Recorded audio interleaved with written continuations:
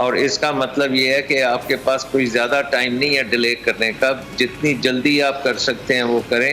تاکہ ایک نئی ڈاکٹر صاحب بجٹ تو آتا ہے ہمارا جون میں، تو آپ یہ کہنا چاہ رہے ہیں کہ مئی کے اندر ایک الیکٹڈ گورنمنٹ آ جانی چاہیے، ارلی الیکشنز ہو جانے چاہیے بجٹ سے پہلے؟ بالکل بالکل بالکل آ جانی چاہیے، اور یہی پاکستان کی انٹرسٹ میں ہے کہ ایک الیکٹڈ گورنمنٹ آئے at the federal and at the provincial levels, اور یہ بجٹ سارے جو ہیں اکنامک جو اسٹریٹجی کے تحت ہوں اور آئی ایم ایف پروگرام کے تحت ہوں، اور اس کے بعد جو اسٹرکچرل ریفارم ایجنڈا ہے وہ گورنمنٹ آ کے امپلیمنٹ کرے۔ آپ کو یہ پتہ ہونا چاہیے کہ یہ بڑا مشکل کام ہے، اس کے لیے ایک بڑی اسٹرانگ گورنمنٹ چاہیے جو کہ بہت سی چیزوں کو چینج کرے گی۔ ایک اکانومی میں جو آپ نے کام کرنے ہیں، آپ نے ایک ایکسپورٹ اورینٹڈ اکانومی بنانی ہے، اس کے لیے بے شمار چیزیں کرنی پڑیں گی۔ اس کے لیے آپ کو حکومت کا جو رول ہے پروڈکشن وغیرہ میں اس کو کم کرنا پڑے گا، کمپیٹیٹیونیس کو بڑھانا پڑے گا، ڈی ریگولیشن کرنی پڑے گی، پرائیویٹائزیشن کرنی پڑے گی، لبرلائزیشن کرنی پڑے گی، اور آپ کو دنیا میں اپنی ایک جگہ پیدا کرنی پڑے گی۔ اس کے لیے آپ کو بڑی سنجیدہ اور ٹف گورنمنٹ چاہیے۔ سو آئی تھنک کہ وہ اب سارا فریم ورک اس کا اور اس کا روڈ میپ اب سامنے آ جانا چاہیے، اس میں ڈیلے نہیں ہونا چاہیے۔ Very right. عالیہ حمزہ ملک صاحبہ، وے فارورڈ تو کوئی نہ کوئی ہونا چاہیے، آپ لوگ کیا اس کے اوپر سوچ رہے ہیں؟ اور جماعت اسلامی جو میڈییٹ کرنا چاہ رہی ہے ایک آل پارٹیز کانفرنس کی صورت میں، ٹرسٹ ہے اس کے اوپر یا نہیں ہے؟ عالیہ صاحبہ۔ اچھا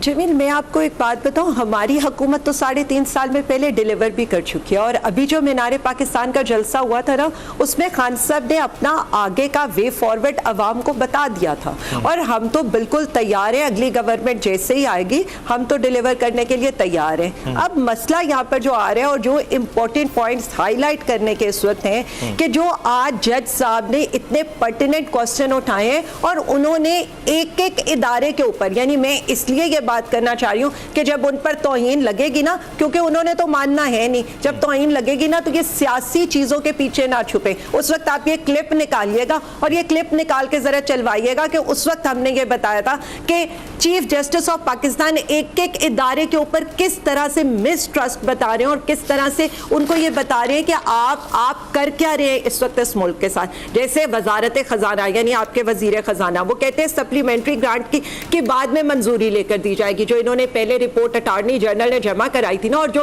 طریقہ کار بھی ہوتا ہے 84 کے تحت اور 81D کے تحت، اور بعد میں انہوں نے کیا کیا، وہی قائمہ کمیٹی میں لے گئے، وہی قومی اسمبلی میں لے گئے۔ یعنی پہلی چارج شیٹ ہے وزارت خزانہ کے اگینسٹ، یعنی دوسری چارج شیٹ ہے کہ اگر حکومت کا یہاں پر رٹ ہوتی، یعنی وہ یہ کہہ رہے ہیں کہ کیا حکومت کی بجٹ کے وقت اکثریت نہیں ہونی چاہیے تھی، اور کیا حکومت کا گرانٹ مسترد ہونے کا خدشہ اسمبلی کے وجود کے خلاف نہیں ہے، اور تیسری چیز، اگر حکومت سنجیدہ ہوتی تو کیا سپلیمنٹری گرانٹ منظور ہوتی؟ یعنی جب یہ چارج شیٹ لگے گی وزیر اعظم پہ جو کہ حکومت کے نمائندے، تب یہ کہیں گے نہیں نہیں ہمارے ساتھ تو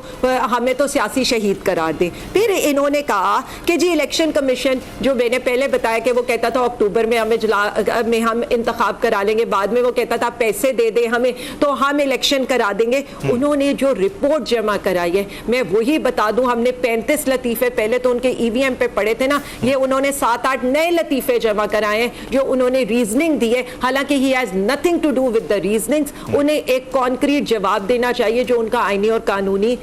فرض ہے، یعنی چیف الیکشن کمیشن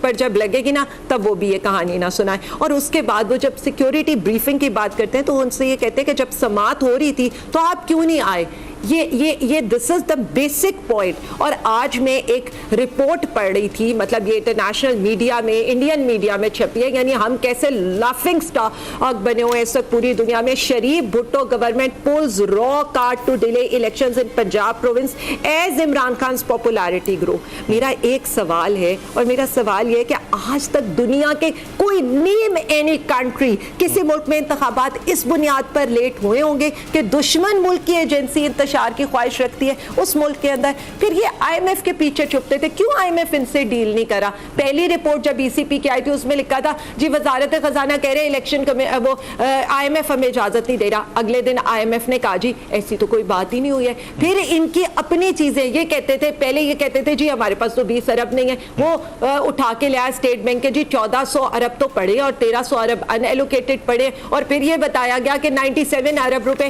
MNS کو ہم نے رشوت کی مد میں ترقیاتی فنڈ میں دے دیے ہیں, 10 ارب ہم نے آٹے کی مد میں دے دیے ہیں, 10 ارب ہم نے لیپ ٹاپ اسکیم کے اندر 80 ارب ہم نے آٹے کے لیے دے دیا اور 10 ارب ہم نے جو ہے وہ لیپ ٹاپ کی اسکیم میں دے دیے. مجھے یہ بتائیں ان کی ایک ایک بات, اور اس کے بعد آپ یہ کہتے ہیں کہ ان کے ساتھ ٹرسٹ کا لیول ہوگا. دیکھیں بات لیکن خان صاحب تو مل رہے ہیں نا, آئین قانون کے اندر خان صاحب تو مل رہے ہیں ہم سے, سراج الحق صاحب سے. وہی بتا رہی ہوں نا خان صاحب کیا کہہ رہے ہیں. دیکھیں سراج الحق صاحب سے میں ہمیشہ کہتی ہوں ٹیبل ٹاک کبھی ختم نہیں ہوتی, لیکن ٹیبل ٹاک کے بھی کوئی اصول ہوتی ہے. جو خان صاحب کہہ رہے ہیں ایک طرف 147 مقدمے کرائیں, ایک طرف آپ زمان پارک کے اوپر حملے کی تیاری کر رہے ہو, ایک طرف علی امین کے اوپر آپ پورے پاکستان میں اس کو حسان نیازی کو علی زیدی کے اوپر آپ جس طرح کی پولیٹیکل وکٹمائزیشن, جس طرح ہمارے سوشل میڈیا ایکٹیوسٹ کے ساتھ جس طرح آپ ہمارے ساتھ کریں, دوسری طرف آپ یہ کہہ رہے ہیں کہ آپ مذاکرات کے لیے آ کر بیٹھے. بھائی 1 پوائنٹ ایجنڈا ہے. آئین قانون کیا کہتا ہے؟ آئین قانون کی روشنی میں چلیں گے. اور بار بار ایک ہی بات ہے, اگر انہوں نے یہ کہتے تھے نا 3-4 184 کی تشریح کر دیں, 184 یہ نہیں ہو سکتا, اس کے لیے سادہ اکثریت سے قانون اور ایکٹ میں ترمیم, یہ جتنا کچھ کر رہے ہیں نا سب اللیگل ہے. سب کے لیے ان کو PTI کی سپورٹ چاہیے, آئینی ترمیم کرنے کے لیے ان کو PTI کی سپورٹ چاہیے, کیونکہ ان کو پتہ ہے ان کی ہوئی ہر قانون سازی, ان کی پیش کی ہوئی ہر قرارداد, ان کے یہ جو